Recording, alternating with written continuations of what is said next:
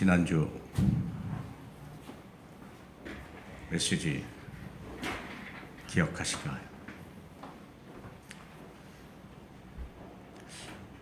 지난주 말씀은 각 사람은 위에 있는 권세들에게 복종하라. 권세는 하나님으로부터 나지 않음이 없나니 모든 권세는 다 하나님께서 정하신 바라. 이렇게 하나님 말씀을 들었습니다. 이 말씀을 붙들고 지난 한 주일 동안 어쩌면 갈등을 많이 하셨을 거예요. 말씀을 안 들은 사람은 뭐 갈등도 없고, 말씀을 잊어버리신 분도 아마 별로 갈등이 없었을 거예요. 근데 이 말씀이 진리로 들린 분들에는요, 갈등을 많이 하셨을 거예요. 왜냐하면 위에 있는 권세자가 형편없다. 우리는 늘 그렇게 느끼거든요. 저 사람 따라가면서 내가 과연 잘 될 것인가? 저 사람 말 내가 들었다가 이거 혹시 망하는 거 아닌가? 그런 생각을 우리는 늘 하게 되죠. 그때 여러분은 어떻게 행동을 합니까? 한 주일 동안 여러분 삶에 어떤 일들이 있었습니까?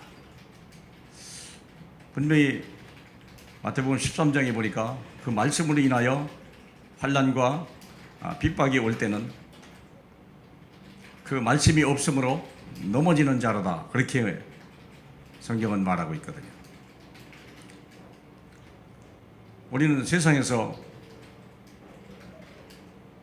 그렇게 가르친 건 아니지만 정치권이나 여러 가지 직장에서 보면 스트라이크를 벌이고 데모를 하고 피켓을 들고 촛불을 들고 막 이렇게 대적을 하고 그 권위를 무너뜨리게 하려고 하고 더 크게 하려고 막 서로 조직을 만들고 그 세력을 확장시키고 목소리를 높이려고 막 큰 소리를 내고 피켓을 들고 SNS에 올리고 그렇게 하죠. 그래서 사회적인 이슈를 만들어가고 이걸 뒤집어 풀려고 하는 거죠. 우리는 그게 습관이 되고 그렇게 해야 살아날 수 있다고 생각하고 살아왔지 않습니까? 그런데 하나님의 말씀은 전혀 아니라는 거예요. 어쩌면 바보 같고 무능한 것 같고 이렇게 하다가 내가 그나마도 겨우 살아있는데 이게 이제는 집 밟히는 게 아니냐,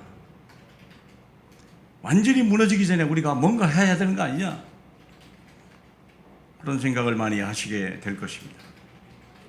왜냐하면 우리는 그런 것이 삶이 되었고 뉴스거리가 됐고 또 그렇게 해야 되는 줄 알고 우리 얘기하죠. 그런데 하나님의 말씀은요, 제가 참 지난번 메시지 하면서 많이 두려웠던 것은, 많이 혼란이 왔던 게 뭐냐면 일제 35년 동안에 독립운동한 사람들은 그러면 어떤 것이었을까? 그 사람들은 정말 잘못된 사람들일까? 여러분은 어떻게 생각하셨는지 모르지만 저는 고민을 많이 했어요. 왜냐하면 성경 어디에도 독립운동했다는 말이 별로 없어요.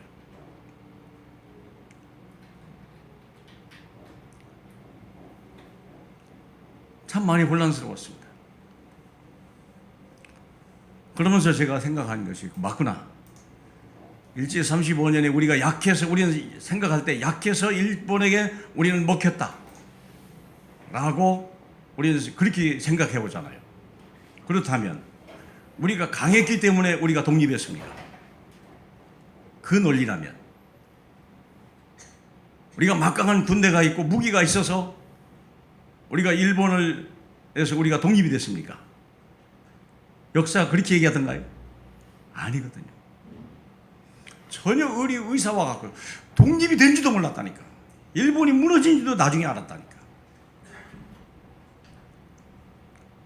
누가 하신 거죠? 하나님이 하신 거예요. 그 배경에는 누가 있을까요? 독립운동을 많이 해서 일본이 두려워서 그랬을까요? 저는 아니라고 생각해요. 그 배경에는 정말 그리스도의 복음을 붙들고 하나님의 약속을 붙들고 기도하고 정말 피를 흘린 우리의 믿음의 선배가 있었기 때문에 주기철 목사님이나 손양원 목사님이나 그 외에 많은 훌륭한 목사님들이 정말 피땀으로 기도하고 하나님의 보좌를 움직이며 그리고 자기 자신을 핏값으로 들여서 그것을 증거로 삼고 하나님이 이 나라 이 민족의 밑거름을 되게 했던 그것이 바로 능력이다. 저는 그렇게 확신을 했습니다. 오늘 사회도 우리는 반드시 그래야 된다는 것입니다. 왜냐하면 주님은 또 얘기하잖아요. 너희가 원수가 줄이거든 먹이고 목마르거든 마시게 하라. 그리함으로 내가 숯불을 그 머리에 쌓아놓으라. 악으로 악을 갚지 마라 그랬거든요. 친히 너희 내 사랑하는 자들아 너희가 친히 원수 갚지 말고 하나님의 진노하심에 맡기라 라고 되어 있습니다. 역사의 주관자는 강한 자가 아닙니다. 훌륭한 지도자가 아닙니다. 우리는 역사를 그렇게 배워요. 그런데 그것은 역사가들이 잘못 본 거예요. 하나님이 그들을 세워서 그 시대에 썼을 뿐이죠. 그렇다고 그들이 역사를 바꾸거나 기간을 바꾸거나 그럴 수는 없었습니다. 하나님이 허락하지 않은 것이 이 땅에 이루어질 수가 없습니다. 하나님이 주지 않은 것을 이 땅에서 누구도 받을 수가 없습니다. 인정하십니까? 그래서 지난 한 주일 동안 여러분과 저는요, 이게 생각에 큰 회전이 와야 돼요. 엄청난 변화가 왔어야 돼요. 세상의 방법이 아니고 우리가 어디에서 하나님의 말씀 속에서 할 때 우리는 진정한 평화를 누리고 그리고 싸우지 않고 피를 흘리지 않으면서도 우리는 하나님의 응답을 받을 수 있는 거거든요. 피 흘려서 우리의 정말 그래서 우리가 이 나라가 독립이 됐다고 하면 이건 참 더 큰 문제가 오지 않겠나 그런 생각이 듭니다. 왜 이 말씀을 하냐면 오늘 말씀은 지난주 메시지보다 더 한 단계 앞선 메시지입니다. 지난주 메시지는 내 위에 있는 모든 권세자들에게 이유불문하고 복종해라. 분을 내지 마라. 낙심하지 마라. 불평하지도 마라. 주님은 분명히 이렇게 말씀하셨습니다. 왜 그럴까요? 이유가 있기 때문에. 창세기 50장 20절에 보면 요셉이 죽고 나니까 형들이 두려웠어요. 아니, 야곱이 죽고 나니까 이제 아버지가 죽으니까 이제 요셉이 틀림없이 이제 형들을 복수할 것이다. 형들이 두려워 떨기 시작한 거예요. 그 말을 요셉이 들었어요. 그러면서 한 말이 있습니다. 20절에 보면 형들이여 두려워하지 마세요. 형들이여 안심하소서. 형들이 나를 팔았지만 하나님의 모든 걸 손으로 바꾸셔서 오늘날 우리와 우리 이 땅에 하나님의 수많은 사람이 생명을 얻게 되었습니다. 형들이여 안심하소서. 그런 식의 내용이었습니다. 형들이 팔았지만 원망하지 않았고 보디발의 아내가 모함에서 감옥에 갔지만 불평하지 않았습니다. 이유는 뭐냐면 하나님이 하시는 일은 실수가 없다는 거예요. 우리 주님이 하시는 모든 일에는 후회하심이 없다는 것을 확실히 믿었기 때문에. 로마서 11장 29절입니다. 그리고 모든 게 합령하여 선을 이루신다는 것을 확실히 믿었기 때문에. 로마서 8장 28절입니다. 우리는 하나님의 말씀대로 이루어져 가는 겁니다. 그래서 성경은 고린도전서 4장 7절에 보니까 말씀 밖으로 넘어가지 마라. 말씀 밖으로 넘어가지 마라. 그건 속는 것이다. 하나님은 모든 말씀을 이 땅에 미리 예언하시고 이루신다고 약속하셨습니다. 믿습니까? 그런데 우리는 미리 아는 거예요. 오늘 말씀은 뭐냐면 남을 사랑하는 자는 율법을 다 이루었느니라. 지난주는 그냥 복종, 물론 복종도 쉬운 일이 아니에요. 말도 안 되는 지도자에게 복종한다. 말도 안 되는 남편에게 내가 복종해야 된다. 무능력한 남편에게 내 삶을 죽여서도 그리고서도 거기서 복종해야 된다. 있을 수 없는 얘기거든요. 견딜 수 없는 거거든요. 근데 성경은 아니다 얘기하는 거예요. 그 복종하는 것이 너에게 유익이다. 이것이 너의 축복이다. 순종해라. 하나님이 아브라함에게 이삭을 제물로 드리라. 말도 안 되는 얘기를 하신 거예요. 하나님이요. 우리 생각할 때는 상담도 좀 해야 되겠고 뭐 이래야 될 거 아니고 기도 좀 해야 되고 이래야 될 거 아니겠습니까? 최소한도 아내하고 상의는 해봐야 될 거 아니에요. 내 자식만은 아니기 때문에. 근데 아브라함은 상의하지 않았어요. 하나님의 말씀은 상의의 대상이 아닙니다. 하나님의 명령은 회의 대상이 아닙니다. 이행해야 될 의무일 뿐입니다. 하나님 갖다 드려버렸어요. 아들도 순종하고 아버지도 순종했거든요. 근데 그것이 나쁜 결과로 왔습니까? 아닙니다. 상상할 수 없는 축복으로 와버렸어요. 대적의 문을 얻을 것이며 네 씨로 인하여 천하 만민이 복을 받을 것이라. 하나님이 영원히 변할 수 없는 엄청난 언약을 받은 거예요. 네가 내 말에 순종했으니 내가 너와 네 후손을 영원히 축복하리라. 믿습니까? 그러니까 우리는요 엄청난 자리에 와 있는 거예요. 하나님의 권위와 하나님의 말씀에 순종만 했는데 상상할 수 없는 축복을 받아버린 거예요. 오늘 말씀은 이제는 순종하라 뿐이 아니요 이제는 사랑하라. 네 원수를 사랑해라. 세상에 원수를 대적해도 시원찮은데 어떻게 순종하실랍니까? 그 남편에게 내가 순종할 수 있겠습니까? 그 무능력하고 무기력하고 인격적 비인격 어떤 뭐 짐승 같은 뭐 그런 남편의 말에 내가 순종할 수 있겠습니까? 요즘은 다 여자들이 똑똑하고 훌륭하고 남편을 뭐 하는 말이 아닙니다. 예를 들어서 하는 얘기예요. 왜냐하면 지난주 메시는 나하고 관련 없는 것도 관계없어요. 바로 내 위에 있는 권위자. 내 위에 있는 권위자가 가정, 교회, 직장 셋 중에 하나거든요. 국가 합치면 어떻게 하실까? 어떻게 그 남편을 믿고 순종하고 어떻게 그 남편을 더 사랑합니까? 어떻게 그 직장에 고 행편없는 그 직장의 장을 붙들고 내가 거기다 복종할 뿐만 아니라 사랑하라고요? 목을 치워도 시원찮은데 왜 그런 감정이 옵니까? 내가 내 인생의 주인이 됐을 때, 내가 내 인생의 주인이 된 거예요. 내가 나를 지키는 자가 됐고 내가 나를 인도하는 자가 되어버리다 보니까 불안하고 억울하고 염려와 근심이 오는 거예요. 그 말을 순종할 수가 없어요. 근데 그게 하나님의 말씀일 때는 다르죠. 우리는 구원받았지 않습니까? 예수를 내 구주로 고백할 때 로마 10장 9절에 뭐라 돼 있죠?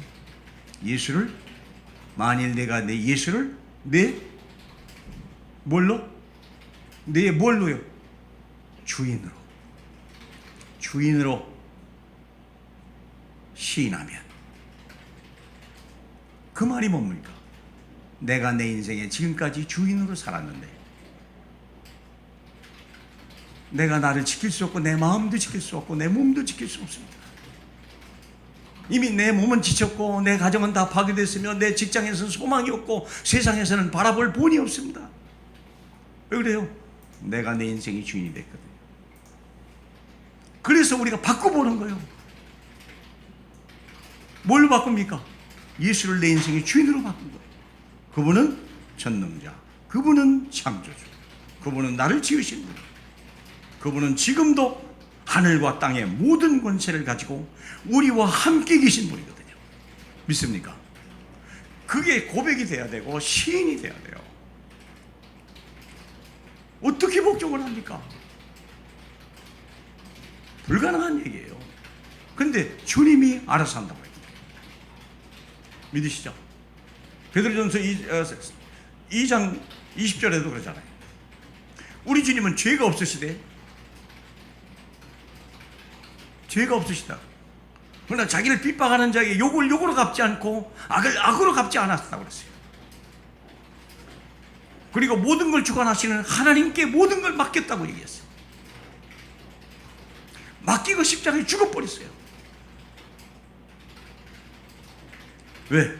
우리 주님은 모든 걸 주관하신 분인 줄 확실히 알았기 때문에. 여러분, 남편이 내 머리카락을 셀 수 있습니까? 아니면 직장의 상관이 내 머리카락을 셀 수 있습니까? 근데 분명히 누가복음 12장 4절 5절에 보니까 나의 머리칼까지 세신 바 된다고 그랬거든요. 누가 내 입에 혀를 모르는 것이 없다고 시편 139편에 말했습니다. 나의 앉고 일어서심을 안다고 그랬고요. 내 생각을 모르는 것이 없다고 말씀했습니다. 그분은 졸지도 않고 주무시지도 않는다고 약속했고, 내가 너를 떠나지 않는다고 약속했고, 결코 너를 버리지 않는다고 약속했고, 볼지어다 세상 끝날까지 너와 항상 함께 있을지어다. 너희 모든 염려를 내게 맡겨다오. 주님은 부탁을 했고요. 근데 우리는요, 아직도 내가 주인의 자리에 있거든. 무능함에도 불구하고, 그러니까 막 염려 근심이요. 생을 좀 바꾸시기를 주님의 이름으로 축복합니다. 정말 바꿔야 돼요. 예수가 내 인생의 주인이다. 인생의 걸음이 걷는 자에게 있지 않습니다. 걸음을 지도함이 자기에게 있지 않습니다. 인생의 걸음을 주관하신 분은 오직 예수 한 분밖에 없습니다. 믿습니까? 다른 스승이 없습니다. 이게 완전히 바꿔버려야 돼요. 우리가 세상에 관심을 이 관점을 가지고 여기서 말씀을 들으면요, 고민만 하다가요, 나중엔 재미없으니까 졸다 망가버려요. 근데 그것이 나중에 큰 화로 온다는 걸 우리가 너무 모르는 거예요. 어떤 사람은 난 교회 와서 예배 드렸는데 왜 내게는 이런 화가 옵니까? 내가 교회 와서 헌신했는데 왜 내게는 이런 어려움이 옵니까? 오히려 대놓고 불평하는 사람이 있어요. 근데 마태복음 7장에는 뭐라고 되어 있습니까? 주여 주여 하는 자마다 천국에 들어갈 것이 아니라 하나님의 뜻대로 행하는 자. 하나님의 뜻대로 행하는 자. 내 말을 듣고 그대로 행하는 자. 행하는 자라고 그랬습니다. 누가복음 11장 28절에도 말을 듣는 자가 아니라 그 말을 듣고 행하는 자가 복이 있다. 행하는 자 되시길 축복합니다. 말씀을 가지고 가야 돼요. 말씀을 가지고 그 현장이 문제의 현장으로 가야 돼요. 문제의 현장. 한 100년 전에 확실한 기억은, 제가 그 전에 책을 읽어서 그 언제 어디였는지 잘 기억은 안 나는데, 어렴풋이 생각나는, 아마 폴란드에서 왕이 통치를 하다 보니까 막 이 백성들이 너무 궁핍하고 어렵고 막 이러다 보니까 폭동이 일어나 버린 거예요. 이게 사람들이 막 낫을 들고 곡괭이를 들고 막 데모를 하고, 어차피 이리 주거나 저리 주거나 마찬가지다. 왕궁을 찾아가서 왕궁을 쳐부시자. 그러니까 막 나라가 긴장을 하죠. 왕이 군대를 풀어야 될 것이냐 말까 해야 되냐. 그때 어떤 한 분이, 우리가 이렇게 할 때 혹시 모르니까 하나님 말씀을 들어보자, 우리 목사님을 잠깐 모셔보자. 그래갖고 목사님을 모셨는데, 목사님이 그 정황을 딱 보더니, 여러분 나를 따라서 하십시오. 그러면서 마태복음 6장 9절 이렇게 기록이 되어 있습니다. 6장 9절에 9절인가요? 예. 12절입니다. 따라하라 그랬습니다. 우리가 우리에게 죄 지은 자를 사해준 것 같이 우리 죄를 사하여 주옵소서. 아무도 안 따라하는 거예요. 따라서 하시라고 이 목사가 또 얘기하는 거예요. 우리가 우리에게 죄 지은 자를 사해준 것 같이 우리 죄를 사하여 주옵소서. 아무도 안 따르는데 계속 이 목사가 반복하니까 앞에서 한 사람이 할 수 없이 작은 목소리 따라하는 거예요. 그 옆에 또 하니까 옆에 사람이 따라하고 좀 더 하다 보니까 이게 번져가고 나중에 조그마한 목소리가 큰 소리를 바꿔 나가는 거예요. 1시간 동안 하고 나니까요, 이 사람들의 분노가 가라앉기 시작한 거예요. 그리고 마음에 평안함이 오기 시작하고, 우리가 이 정도에서 끝을 내는 것이 좋을 것이라는 확신이 와버린 거예요. 만일에 그것을 계속 흥분해가지고 곡괭이를 들고 외치고 왕궁으로 갔더라면 분명히 왕은 군대를 풀었을 것이고, 그들은 피를 뿌렸을 것이고, 더 많은 사람들이 봉기를 했을 것이고, 더 많은 군대가 풀었을 것이고, 말씀을 듣는 자가 아니라 말씀을 실천하는 사람,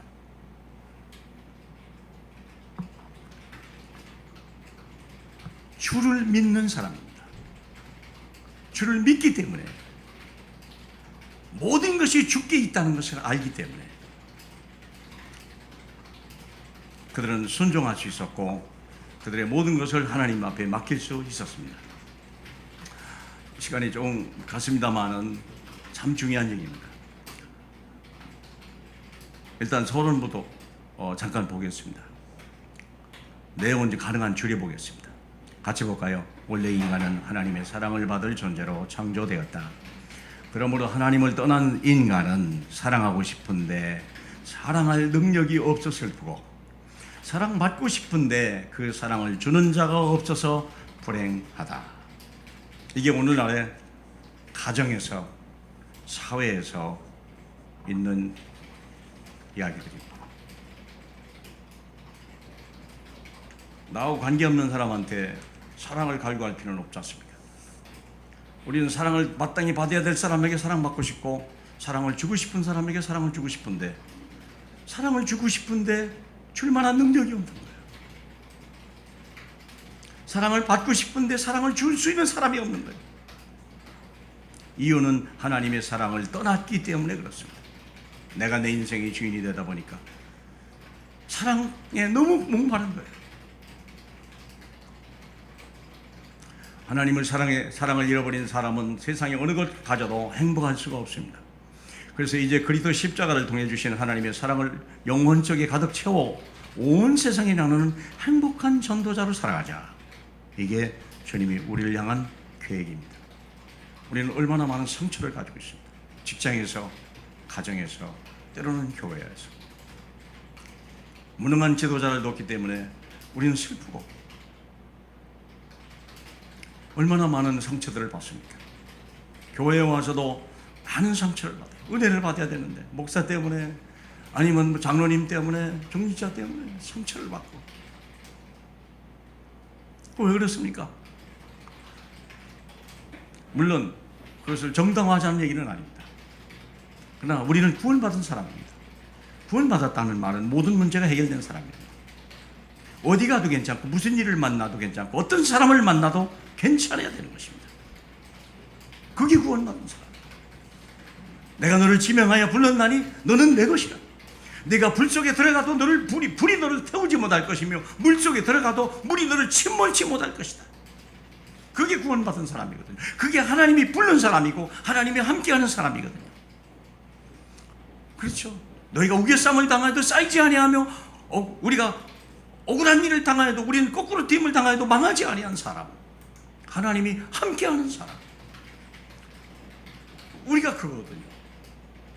그래서 오늘 메시지는 이제 그걸 뛰어넘어서 어떻게 하라고 합니까? 사랑할 수 있는 사람, 줄 수 있는 사람, 세울 수 있는 사람, 치유할 수 있는 사람으로 나가라, 그 말입니다. 그러면 여기 말을요, 8절에 보니까 남을 사랑하는 자는 율법을 이루었느니라 라고 얘기하거든요. 무슨 말이냐 이게. 사랑하는 사람은 참 행복한 사람이다 이렇게 얘기한다든지, 사랑하는 사람은 이긴 자다라든지 이렇게 얘기를 했으면 좀 더 이해가 갈 텐데, 율법을 다 이루었다 얘기하고, 거기서 한 번만 끝난 게 아니라 10절에 사랑은 이웃에게 악을 행하지 아니하므로 사랑은 율법의 완성이니라 라고 얘기했습니다. 왜 이렇게 했을까요, 바울이? 아니면 사랑은 허다한 죄를 덮느니라 이런 말도 있거든요. 그 말 같으면 좀 이해가 쉽잖아요. 근데 왜 율법을 이루었고 율법의 완성이라고 얘기할까? 이유가 있습니다. 꼭 알으셔야 됩니다. 바울이 이렇게 말한 이유가 있습니다. 우리가 보통 생각할 때 우리가 예수 그리스도는 우리의 죄를 용서했다고 얘기하잖아요. 그러면 우리가 죄라고 하는 단어 속에는요, 우리에게는요 항상 리액션이 따라와요. 선이라는 게 따라와요. 그럼 죄라는 단어를 들으면요, 나는 선해야 되겠다는 반응이 나타나요. 그럼 한번 생각해 봅시다. 그래서 그렇게 많은 사람들이 선을 행하려고 그래요. 천주교나 여러 가지 종교나 불교나 다 선을 행합니다. 난 이렇게 선을 행했어요. 난 이것이 나의 의예요. 내게 얘기하죠. 맞아요, 틀려요? 그래서 지옥 가는 거예요? 그래서 재앙을 안 당합니까? 아니에요. 왜 죄가 왔습니까? 율법 때문에. 율법이 뭡니까? 하나님 나라의 법이요. 법입니다. 우리가 무슨 일을 당했을 때 민사사건이나 형사사건이나 법에 걸리면 상황이 다릅니다. 고발했거나 형사고발을 당했거나 민사소송을 당했거나 할 때는 선을 행해야 됩니까? 아니에요. 법을 풀어야 돼요. 싫어도 고와도 돈이 있어도 없어도 변호사를 사야 돼요. 사람들이 어디에 걸린 거죠? 법에 걸린 거예요. 하나님의 율법에 걸렸다는 거예요. 죄와 사망의 법에 걸린 거예요, 우리가요. 그래서 인류가 망하는 거예요. 그래서 선을 행해도 멸망하는 거예요. 모든 걸 주어도 다 멸망하는 거예요. 어디에 걸렸다고요? 법에. 하나님의 법에. 그걸 율법이라고 말합니다. 우리는 율법에 걸린 거예요. 법적인 소송이 걸려간 거예요, 지금요. 그래서 우리가 사형을 당하는 거예요. 그래서 우리가 지옥을 가는 거예요. 물론 원인은 죄입니다. 그러나 죄가 중요한 게 아니에요. 지금 법이 문제예요. 죄를 졌어도 형사고발을 안 당하면 괜찮습니다. 우리가 남의 걸 좀 가져왔어도 민사소송에 안 걸리면 그냥 적당히 넘어갈 수 있습니다. 그런데 이미 법에 이미 걸려버렸다면 이것은 상황이 다릅니다. 법으로 해결해야 됩니다. 그렇죠? 이해하십니까? 우리는 법에 걸린 거예요, 지금요.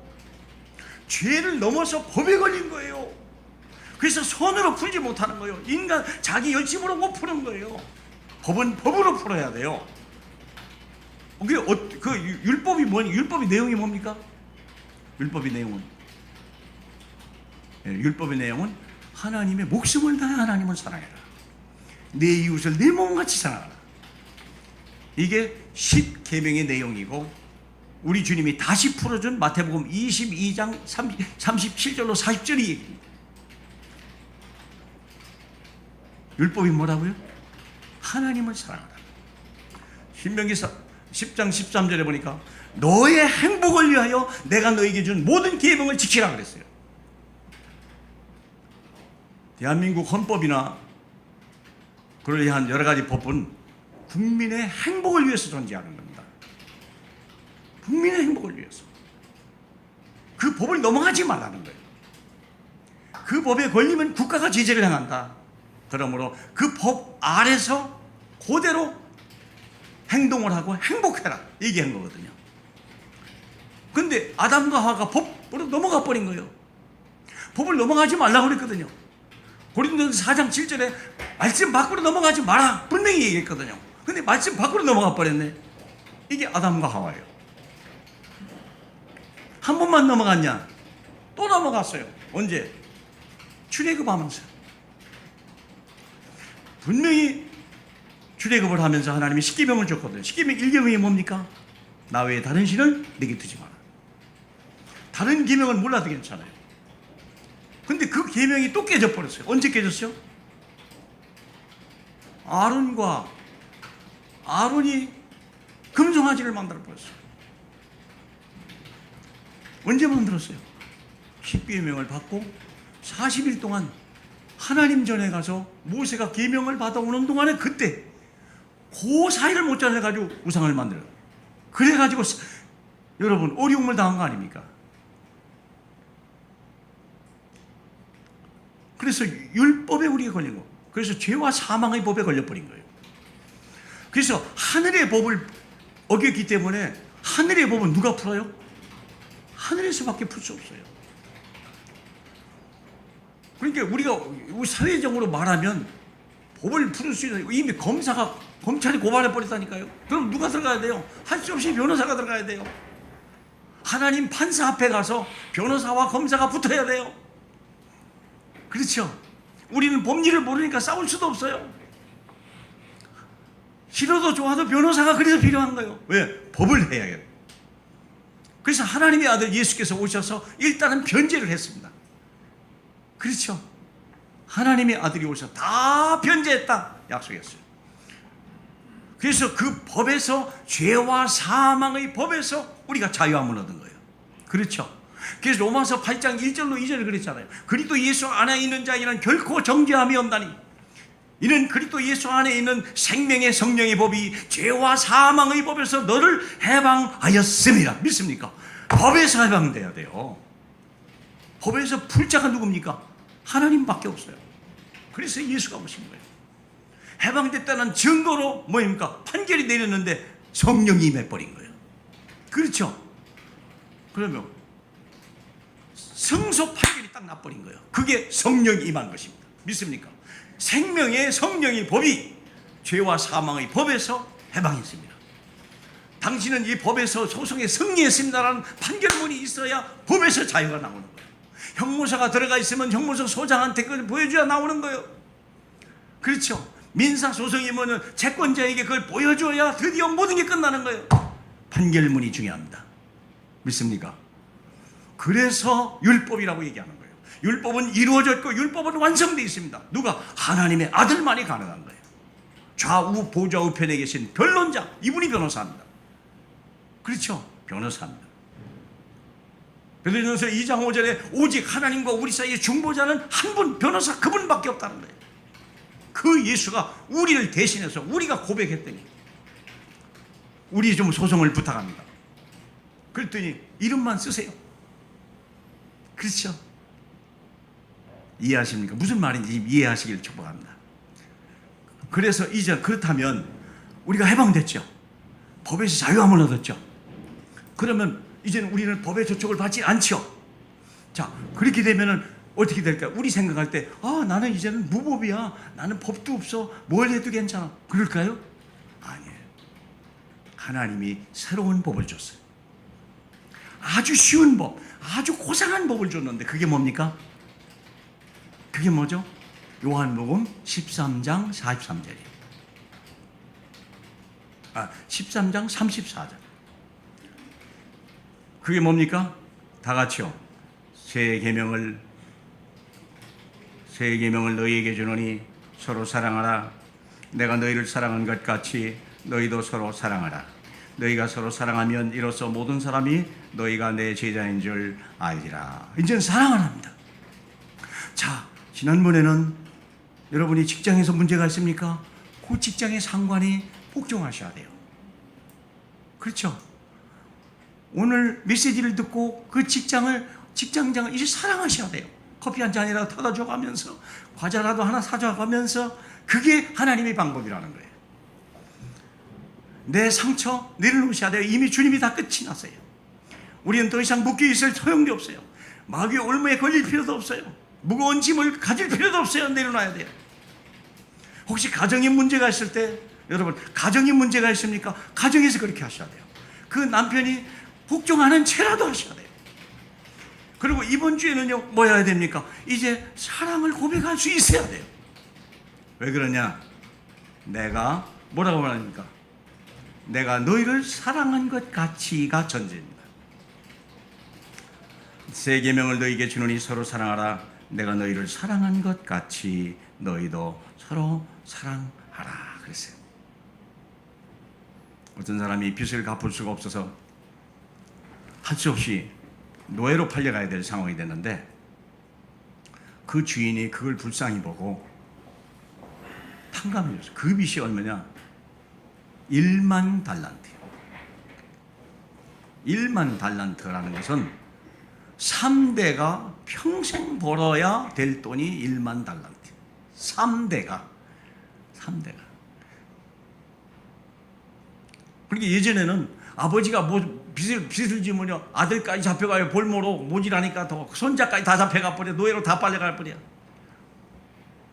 1만 달란트란 말은 3대가 먹고 살아야 될 돈이에요. 그 빚을 탕감해 준 거예요. 너무 행복한 거예요. 돌아오다가 보니까 자기의 500데나리온, 요즘 말로 500만 원 빚진 자를 만난 거예요. 멱살을 딱 잡고 내돈 나라. 그 옆에서 보던 사람이 임금이 저 사람에게 1만 달란트를 탕감해 줬는데 500데나리온을 용서 못했다고 그런 말 상사를 올려버린 거예요. 왕이 그 말을 듣고 진노한 거예요. 나는 너에게 그 엄청난 빚을 탕감해 줬거니와 지나가는 사람 500달란트 500데나리온 그걸 용서 못했단 말이냐. 너는 나에게 받은 것을 감사하는 자가 아니로구나. 그것이 얼마나 엄청난 것인지를 너는 모르는 거구나. 여봐라, 처지를 다시 감옥에 집어넣어라. 그 빚을 벗어내라.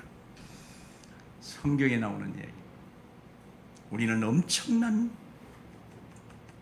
하나님 앞에 빚을 진 자. 요한복음 5장 24절에 내 말을 듣고 내 보내신 이를 믿는 자는 뭐죠? 영생을 얻었고 1000년 100년 정도가 아니요 1만 년이 아니요 영생을 얻었고 또 뭡니까? 심판에 이르지 않은 심판도 없고 재판도 면제됐던 거 지옥에 안 가는 거예요. 세상에 이런 일이 어딨습니까? 세 번째는 뭡니까? 사망에서 생명, 사망도 끝냈다는 거예요. 그리고 하나님 나라를 옮겨버렸다는 거예요. 우리의 행위가 아니에요. 하나님이 우리를 은혜로 보신 거예요. 네가 그런 용서를 받았는데 어찌 용서하지 못했겠냐. 아까 폴란드에 있었던 그 민중 봉기를 잠재웠던 그 어떤 목사님의 얘기. 하나님이 그들을 어떻게 축복했는데 왕 하나 용서 못하겠냐. 그 왕이 실수를 했다고 해서 그렇게까지 할 수 있겠냐.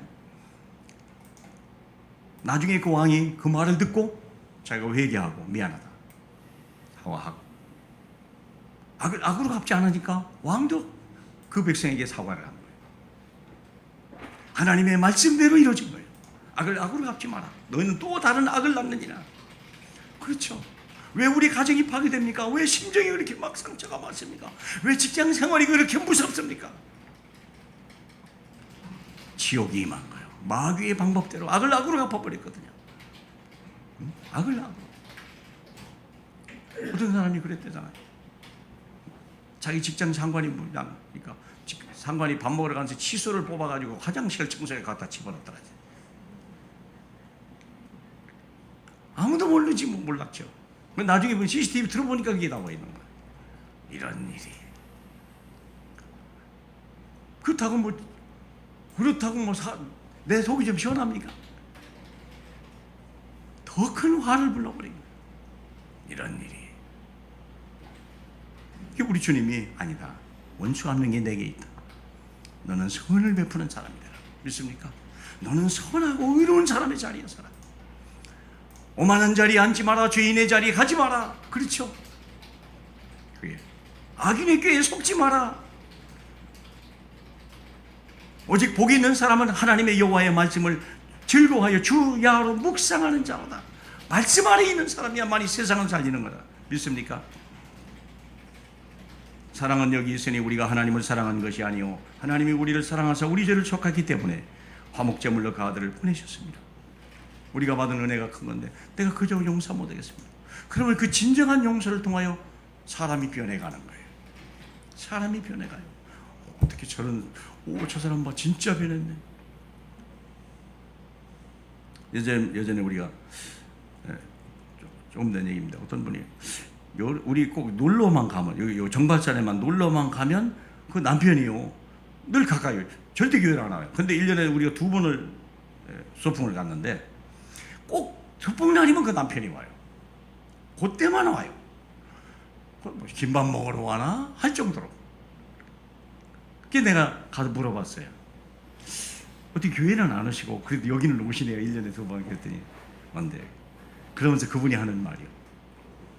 열린 교회 오니까 자기 아내가 변했다는 거예요. 아내가 변했답니다. 바빠서 못 왔지 오고 싶은 마음이 있었대요. 근데 열린 교회 자기 친구가 또 왔다네.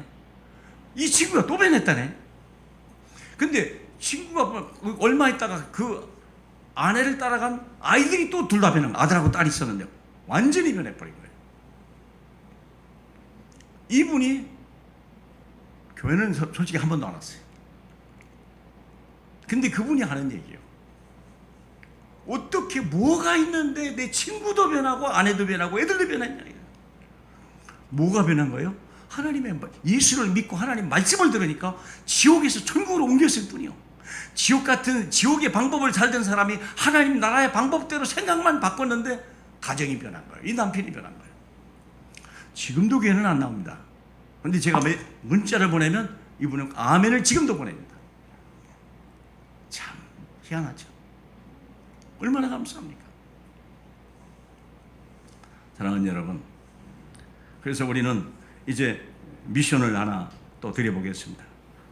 미션이 뭐냐? 믿음의 발판 4가지를 꼭 어디입니까? 우리가 발판했어야 돼요. 예수는 그리스도 모든 문제 해결자. 사도행전 1장 1절이죠. 이 3절은 뭐죠? 하나님의 나라. 모든 문제 끝이 나고 나는 하나님 나라 속에 들어와 있다는 거예요. 그리고 내게는 능력을 주셨다. 오직 성령이 임하시면 내게 능력이 있어요. 복종해도 전혀 부끄럽거나 염려가 되지 않는 거예요. 혹시 내가 이걸 복종했다가 이 인간이 완전히 더 교만해지는 거 아니냐, 이 인간이 나를 더 무시하는 건 아니냐라는 생각을 우리는 가지고 있기 때문에 못하는 거예요. 이거라도 붙들고 있어야 저 인간이 그래도 조금이라도 유지되는 거 아니냐. 그것은 어리석고 무능한 우리의 방법입니다. 아주 절절한 우리의 방법입니다. 하나님은 그렇지 않다는 거예요. 내가 너도 변했는데 그 사람 변하지 않겠냐? 너도 변했는데 그 사람이 안 변하겠냐? 믿으시길 축복합니다. 순종하세요. 주를 믿고 순종하세요. 마태복음 10장을 보면 내가 어느 집에 가든지 가서 그 집에 평안을 빌라. 그 집에 평안이 불기에 합당한 집이면 그 평안이 임할 것이고 그것이 합당하지 않는다면 그 평안이 내게 올 것이다. 믿습니까? 하나님이 나를 더블로 축복하시겠다는 거예요. 누군가 사랑한다고 한다면 그 사람이 받을만 하면 우리는 대박이 터지는 거지만 만일에 그 사람이 변하지 않는다고 할지라도 낙심하지 마라. 나는 너에게 두 배의 축복을 주겠다 약속했어요. 믿습니까? 말씀대로 행하는 사람에게. 말씀대로 행하는 사람. 그래서 내 말을 듣고 집을 짓는 자 마치 제가 머리가 나빠가지고 마태복음 7장을 봐야 되겠네요. 죄송합니다. 7장 24절입니다. 누구든지 나의 이 말을 듣고 행하는 자는 그 집을 반석 위에 지은 지혜로운 사람 같으니 비가 내리고 창수가 나고 바람이 불어 그 집에 부딪히되 무너지지 아니하나니 이는 주추를 반석 위에 놓은 까닭. 집이 주축돌이 돼버린 거예요. 직장이요 주축돌이 돼버리는 거예요. 웬만큼 창수가 나고 문제가 와도 단정히 서 있는 거예요. 회사가 무너지지 않는 거예요. 가정이 무너지지 않는 거예요. 믿습니까? 나의 이 말을 듣고 행하지 아니하는 자는 그 집을 모래 위에 지은 어리석은 사람 같으니 비가 내리고 창수가 나고 바람이 불어 그 집에 부딪힘에 무너져 그 무너짐이 심하니라. 나중엔 직장도 갈 곳이 없고 가정도 지옥이고 내 인생 하나 내 몸 하나 누울 곳이 없는 그런 삶이 된다는 것은 사람이 나빠서가 아니요 하나님의 말씀을 듣고 행하지 않았기 때문에 작은 실천을 작은 자가 천을 이룬다는 하나님의 약속, 약한 자를 통해서 하나님은 강국을 이루겠다는 하나님의 약속을 우리가 버렸기 때문에 우리는 그 행복을 맛볼 수가 없는 거예요. 그 승리를 우리가 누릴 수 없게 되는 거예요. 사랑하는 여러분, 그래서 하나님 말씀을 믿으시기 바랍니다. 이미 예수는 모든 문제를 끝냈습니다. 하나님은 우리를 하나님의 나라로 옮겨버렸습니다. 하나님이 우리를 말씀을 따라 역사하겠다고 약속했어요. 하나님이 성령으로 역사하시겠다고 약속했어요. 믿음을 가지고 도전하시길 바랍니다. 여러분의 직장에 어려움을 당했습니까? 이제는 그분을 한 달게 넘어서 선물이라도 줘보든지 아니면 말하는데 커피 한 잔을 더 사다 줘. 그런다면 그 사람이 변화를 보게 될 것입니다. 혹시 그런 남편이 있으면요 정말 뭔가 빼빼로나이가 지나버렸네. 좀 아쉽지만 걔도 하나 사서 주면요 뭔가 다릅니다. 안 주던 사람이 주면은 다릅니다. 그렇겠죠. 아니 미워하던 사람이 준다면 이건 천지가 개벽하는 역사가 일어날 것이라고 저는 확신합니다. 주님을 믿으세요. 주님은 살아계시고 주님은 모든 것을 평화로 바꾸시고 모든 게 합력하여 선을 이루신다고 주님은 약속하셨습니다. 그래서 이번 한 주가 승리자의 정말 증거를 갖고 있는 귀한 날 되시길 축복합니다. 우리 주님 감사합니다. 사랑은 율법의 완성이라 하신 주님, 하나님의 말씀대로 되어지는 저희 되게 하고 말씀에 순종하는 저희 되게 하시고 하나님을 기쁘시게 하는 저희 되게 축복하시고 우리 가정이 변하고 우리의 직장이 변하고 세상이 변하고 하나님의 교회가 변해가는 증거를 보게 역사하옵소서. 예수님 이름으로 기도하옵나이다. 아멘. 293장입니다.